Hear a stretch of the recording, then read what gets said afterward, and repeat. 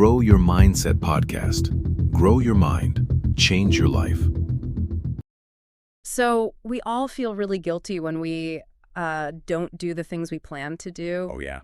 Well- Every single day. It is a terrible feeling. Right. Like you wake up and you just hit the snooze button instead of going for a run. Or, you just look at your phone for hours instead of working on a project. Exactly. And then we immediately blame ourselves. We just think, well, I'm a very lazy person. We really do. Yeah. We think we have a bad personality or something. Yeah, we tell ourselves that we just do not have enough willpower. We think successful people have like magic motivation. But that is a huge trap. We just make ourselves feel ashamed. I am so guilty of doing that. But I want to completely change how we think about this today. I love that idea. What if putting things off is not about being lazy at all? Right. What if you are simply choosing to delay a better future? You are just pushing the good results far away. Wow.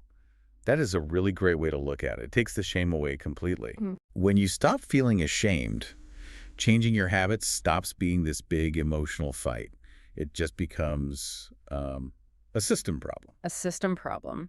Okay, well, that sounds a little cold. How do you mean?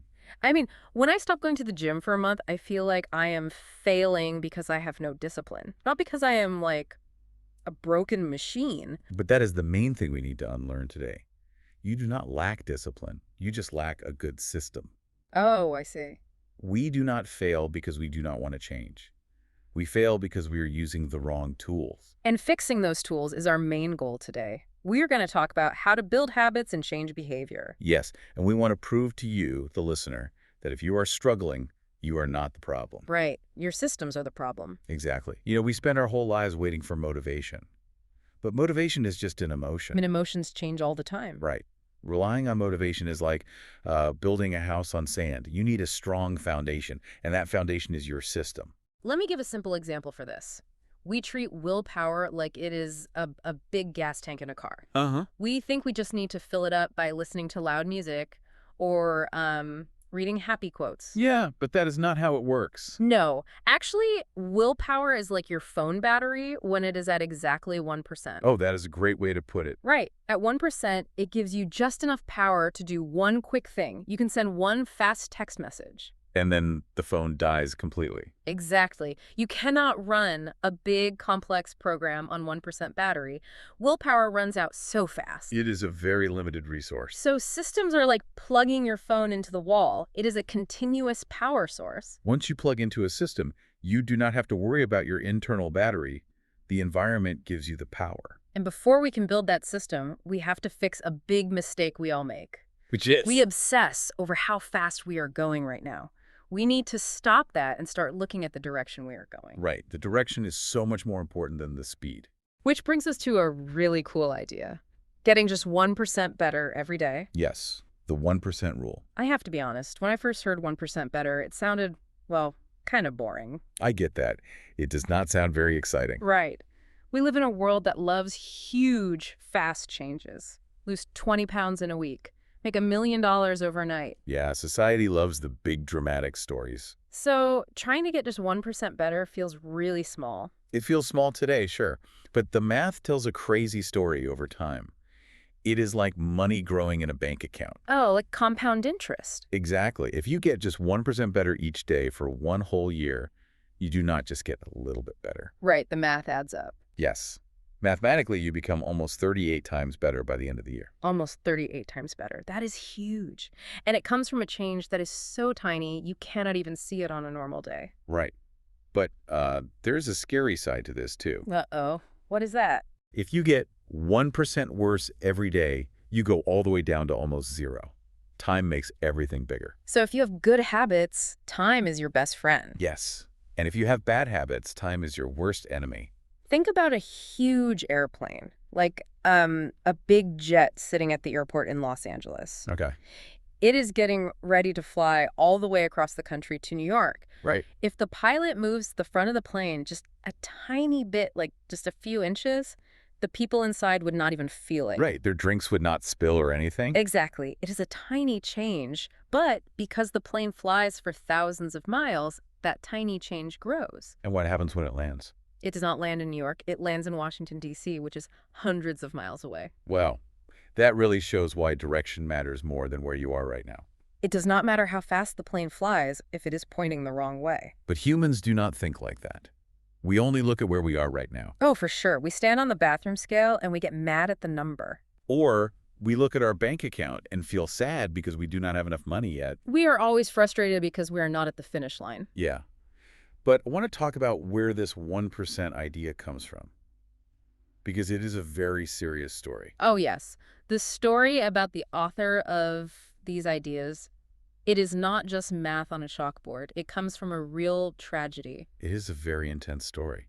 When he was in high school, he was playing baseball one day. It's a normal day at school. Right. And another boy swung a baseball bat. The bat slipped out of his hand. Oh, wow. It flew through the air and hit him right in the face, right between the eyes. That is just awful to think about. It broke the bones in his face. His brain started to swell up. It was very dangerous. He had to go to a big hospital in a helicopter, right? Yes. And the doctors had to put him into a deep sleep, a coma, just to keep him alive. He was literally fighting for his life. He was. And when he finally woke up, his recovery was not like a movie. He did not just walk out and play baseball the next week. Right. Movies make it look so fast. The real recovery was very slow and very hard. Yeah. He saw double for weeks. He could not drive a car for almost a year. So when he went to his physical therapy, his goal could not be, I want to be a star player. That was too big. Way too big. Yeah. His goal was just trying to walk in a straight line without falling over. Wow. So he was forced to use the 1% rule. He had no choice. Exactly. He had to make things super small. He just asked, can I do a tiny bit better today than yesterday? And if his body was too tired, he would just try to read one page for school. Yes. Just tiny, tiny steps. But over a long time, like 5 or 6 years, those tiny steps added up. They compounded. Right. He eventually went back to playing baseball.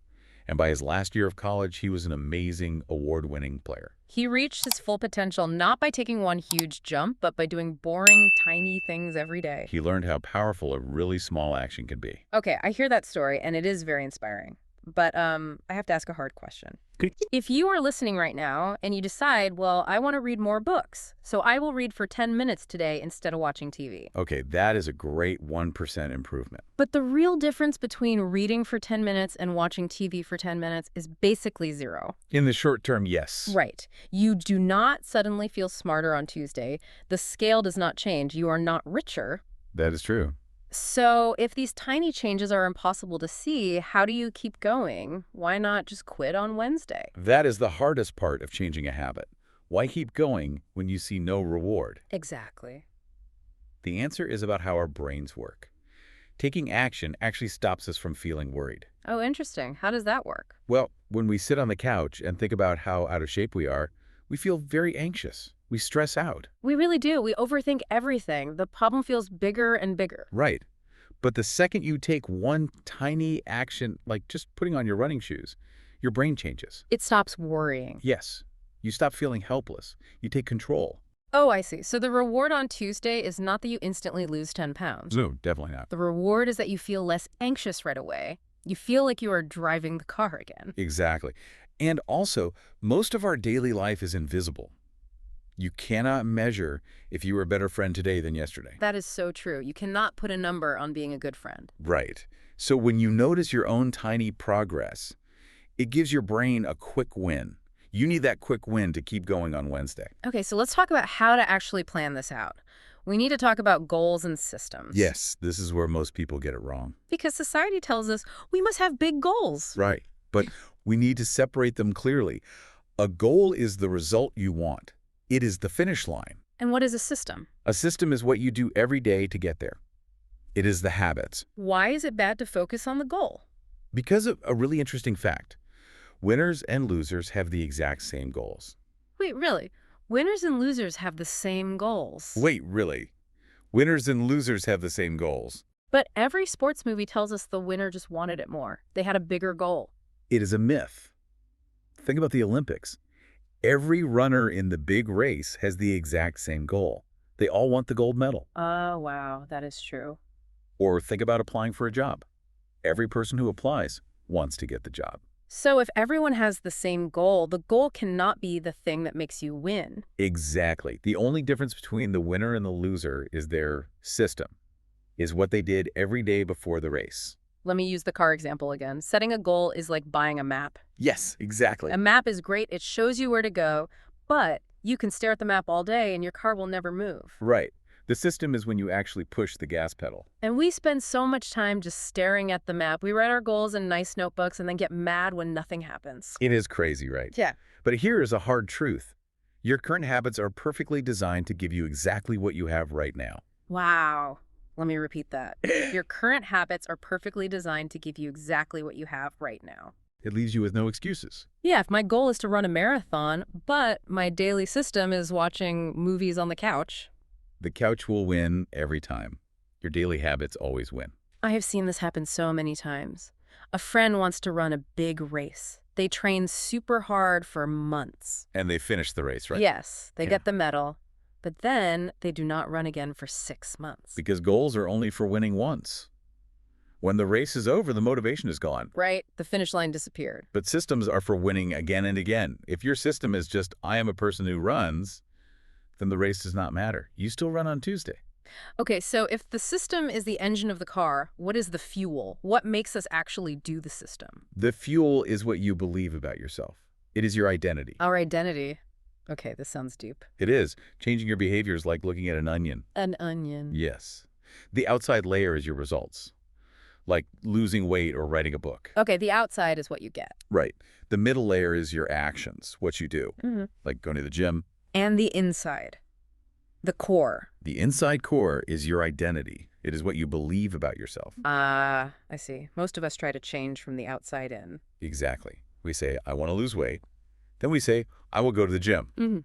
But we never change how we see ourselves. We still feel like a lazy person who is just forcing themselves to exercise. Right. And your brain hates that. Your brain wants your actions to match your beliefs. So eventually you will stop going to the gym. Because it feels fake. Yes. So you have to work from the inside out. Do not ask, what do I want to get? Ask, who do I want to become? Okay, let's use a real example for our listeners. How does asking, who do I want to become, help me wake up early to work out? Say you want to be healthy. Ask yourself, who is the type of person that is healthy? Well, someone who never misses a workout. Right. So your only job is to be that kind of person. Do not worry about the weight scale. Just worry about being a person who shows up. But how do I become that person? Do I just stand in the mirror and say it loudly? No, just saying it does not work. You have to prove it with tiny actions.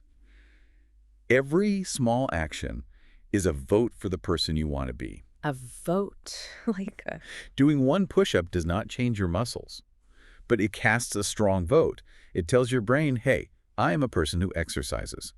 Making your bed in the morning casts a vote that you are a clean person. Exactly. But I have to be careful here. This sounds a bit like fake it until you make it. Right. A lot of people say But that. if my house is super messy, standing there and saying I am a clean person feels like a lie. My brain knows I am lying. Yes. And your brain is right. You cannot just say nice things without any proof. My brain will just look at the messy room and say, no, you are not. Exactly. Your brain needs proof. That is why the tiny 1% actions are so important. They are the actual proof. Oh, so when I wash just one single plate, I am not faking it. I actually watched a plate. Right. You gave your brain real proof that you were a little bit clean today. So it is not fake it until you make it. It is prove it until you become it. That is exactly right. You let your actions lead the way, and over time, your brain believes the new story. There is a really funny test for this. It is called the alien test. Oh, the alien test is great. It is very honest. Imagine an alien comes to Earth, and it follows you around for a whole week. Okay. But this alien does not speak English. It cannot hear your thoughts. It only watches what you physically do. Right. What would that alien say is important to you? It is a tough question. Yeah. Like, I tell myself my big dream is to write a book, but the alien watches me play video games for 3 hours every night. To the alien, you are a professional video game player. Exactly. The alien does not care about my dreams. It only sees my votes. We are so good at making excuses for ourselves, but the alien only looks at the facts. The alien test forces you to look at the votes you are really casting. Okay, so once you decide who you want to become, how do we make it happen? How do we trick our brains to take action every day? Yes, we need a simple way to make good habits stick, because we know willpower is just at 1%. Right. We need to look at how every habit works in the brain. Every habit has 4 steps. Okay, what are the 4 steps? They are cue, craving, response, and reward. Let's explain those. Give me an example we all know. Okay, imagine walking into a dark room. Right. The room is dark. That is the cue. It is a signal from the world around you. So the dark room is the cue. Yes. Next is the craving. You do not crave flipping a switch. You just crave being able to see. You want the light. Okay, so craving is wanting to see. Right. Then comes the response. That is the action. You reach out and flip the light switch. And the reward is that the lights turn on. Exactly. And the reward tells your brain, hey, that worked. Remember to do that next time. Cue, craving, response, reward. It happens so fast. Yes, very fast. Like when your phone buzzes. That is the cue. The craving is wanting to know who sent a message. The response is picking up the phone. And the reward is reading the message. So how do we use this code to build habits we actually want? We use the 4 laws of behavior change. Law number 1 goes with the cue.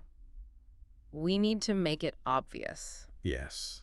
Make it obvious. I know people say to lay out your gym clothes at night, but why does that work? Why not just set a phone alarm? Because our eyes are very powerful. What we see changes what we do. So if my running shoes are hidden in a dark closet, Your brain will not see the cue. Out of sight, out of mind. but if the shoes are right next to my bed, It is the very first thing you see when you wake up. The environment does the hard work for you. okay, law number 2 goes with the craving. Make it attractive. Make it attractive. This is a big one. Yeah, because most of us think good habits have to be painful. We think exercise has to hurt. But our brains do not like pain. We only want to do things that feel good. So we have to ask a fun question. What would this look like if it were fun? Exactly. If you hate running on a treadmill, your brain will never want to do it. So do not force yourself to run. Find something fun, like dancing or riding a bike outside. Make it something you actually look forward to doing. There is a really funny story about a woman who wanted to eat healthy salads for lunch. Oh, the party in a bowl story. Yes, she wanted to eat salad, but she hated boring vegetables. So what does she do? She put vegetables in a bowl, but then she chopped up chocolate candy bars and put them on top. And potato chips. Yes, candy and chips on a salad. It sounds crazy. It does sound crazy, but it was brilliant. Why? It is not super healthy. Because she made starting very attractive. She actually wanted to eat it. Oh. So after a month of eating her weird candy salad, she built the habit of packing a lunch. Exactly. She cast the votes. Once the habit was strong, she could take the candy out and add nuts instead. But she had to make it super attractive first, just to start. Right. Which leads to law number 3. Make it easy. Make it easy. This is about taking away the hard part of starting. Yes. Think about doing 100 push-ups. Yeah. That is very hard to start. If it is late at night, I will just say no. It takes too much energy. But what if your goal is just 2 push-ups? Oh, I can do 2 push-ups easily. It takes no effort. This is the 2-minute rule. Any new habit should take less than 2 minutes to do. Read 30 books. No, just read 1 page. Do a huge yoga class. No, just roll out the yoga mat on the floor. But wait, if I just roll out my yoga mat and walk away, that feels silly. I am not getting any exercise. I know it feels silly, but there is a great quote for this. The heaviest weight at the gym is the front door. The front door. Because just starting is the hardest part. Exactly. Once you start, it is much easier to keep going. Once you are standing on the yoga mat, you will probably do some yoga. But you cannot improve a habit if you never start. Right. And there is another trick to make starting easy. It is called habit stacking. Habit stacking. How does that work? Okay. It uses the strong habits you already have. Your brain has strong pathways for things you do every single day without thinking. Like brushing my teeth or making coffee in the morning. Yes. So you just add your new habit right after an old habit. Give me an example. Instead of trying to meditate at a random time, you say, after I make my morning coffee, I will sit and meditate for 1 minute. Oh, so the coffee is the trigger. I do not have to remember. Exactly. You already make coffee. Yeah. Just stick the new habit onto it. There was a story about a guy who loved the gym. He drank protein shakes every day. But he was terrible with his money, right? Yeah, he was spending way too much money, so he used habit stacking. What did he do? He made a rule. Every time I drink a protein shake, I must open my phone and check my bank account. That is so smart. He connected a hard habit checking money to a fun habit drinking his shake. It worked perfectly. Wow. He did not need any extra willpower. Okay, so we have make it obvious, make it attractive, and make it easy. The last one is law number 4, make it satisfying. This one, make sure you repeat the habit tomorrow. Right. Your brain needs a quick reward. But what if the real reward is far away, like saving money? Saving money is so hard because you do not do anything. You just stop yourself from buying a nice dinner. Right. Not buying pizza does not feel exciting. So a couple wanted to stop eating at restaurants. They wanted to save money for a big trip. What was their trick? They opened a new bank account and named it Trip to Europe. Okay. Every time they cooked at home, instead of going out, they quickly moved $50 into that Europe account. Oh, wow. So they watched the money grow right then and there. Exactly. It gave them a quick, happy feeling. It made the invisible habit very satisfying. Make it obvious, attractive, easy, and satisfying. Yeah. It is like setting up dominoes. Yes. If you set up the environment perfectly, the habit just falls into place naturally. But let me ask you about bad habits. Yeah. What if I want to stop doing something bad, like looking at social media too much at night? You just flip the 4 laws backward. So make it invisible, make it unattractive, make it hard, and make it unsatisfying. Exactly. Let's talk about make it invisible and make it hard. Okay. Because we think people with good control just fight temptation all day. But that is a myth. People with good control do not fight temptation, they just hide it. They hide it. Yes. If you want to eat less junk food, do not keep chips in the house. Make them invisible. That makes sense. The author did this with his phone, right? He did. He realized he was looking at his phone every 3 minutes while trying to work. Because it was sitting right next to his computer. It was obvious and easy. So he changed the environment. He started leaving his phone in another room until lunchtime. Did it work? Perfectly. Yeah. It only takes 30 seconds to walk to the other room. That is not very far. But that tiny bit of distance, that tiny bit of friction was enough. Mm-hmm. His brain thought, I have to stand up and walk? Never mind. Humans are so lazy, 30 seconds of walking can break a bad habit. Yes. We always choose the easiest path. So if you want to break a bad habit, just make it a little bit annoying to do. Okay, I love this perfectly planned system, but real life is messy. Oh, very messy. You get sick, you have to work late, your kids are crying. Right. The perfect dominoes fall over. How do we keep going when we are tired and stressed without just quitting completely? This is the difference between amateurs and pros. Mm-hmm. The first rule is standardize before you optimize. That sounds fancy. What does it mean in simple words? It means you cannot make a habit perfect if you do not even do it yet. I do this all the time. If I want to start writing, I spend 3 days looking online for the perfect pen. Yes, that is fake progress. I feel busy, but I am not actually writing anything. Right. Finding the perfect gym clothes is not exercising. Doing 5 small squats is exercising. There was a story about a guy named Mitch. Yes, the 5-minute rule guy. Mitch wanted to lose weight, so he made a strange rule. He was only allowed to stay at the gym for 5 minutes. He would drive all the way there, walk inside, and leave 5 minutes later. Yes, he did it for weeks. It sounds crazy. Why would he do that? He was mastering the art of showing up. He wanted to become the type of person who goes to the gym. He was casting the votes. Yeah. Standardizing the habit. Exactly. Once going to the gym was automatic, then he could stay longer and lift weights. But he had to start small. He made it so easy that he could not fail, even on a bad day. Right. And there's another trick for bad days. It is called the failure premortem. How does that work? Before you start a new habit, you pretend you are 6 months in the future, and you pretend you completely failed. Okay, so I ask myself, why did I fail? Exactly. You look for the tiny problems that might stop you. There is a funny example of this. Someone kept quitting the gym for a silly reason. Oh, right. Their gym did not have a water fountain. Yes. So they would forget their water bottle, get really thirsty, and just go home. A missing water fountain ruined the whole habit. But if they asked, why might I fail, ahead of time, they would spot the problem. So they could just clip the water bottle to their car keys the night before. Problem solved. Exactly. But what about really big changes in life, like getting a new job or having a baby? Yes, your whole schedule changes. We have to accept the seasons of life. Seasons of life. I really like that. We think habits have to be perfect forever. I will run 5 miles every day for the rest of my life. But then you have a baby and you cannot sleep and you cannot run 5 miles. And you feel like a failure. But you are not a failure. The season of your life just changed. So the habit has to change too. Maybe now you just walk for 10 minutes. Exactly. Adapting does not mean quitting. But, society tells us we must always work hard. No excuses. I know. If I am too nice to myself, won't I just become lazy again? That is a fair fear. But there are 2 important rules to keep you on track. Rule 1.